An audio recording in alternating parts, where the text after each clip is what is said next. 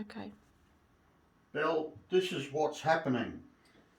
I have changed the motors, I have changed the limit switches. I switch it on. It starts up okay. If I go to move axis 10, observe the x-axis. Watch what happens when I press X to the right.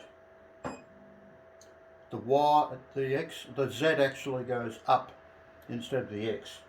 Now if I press X to the left, it locks. Nothing else will work. I have replaced the motherboard, I have replaced the motor, I have replaced the limit switches. Thanks, Bell.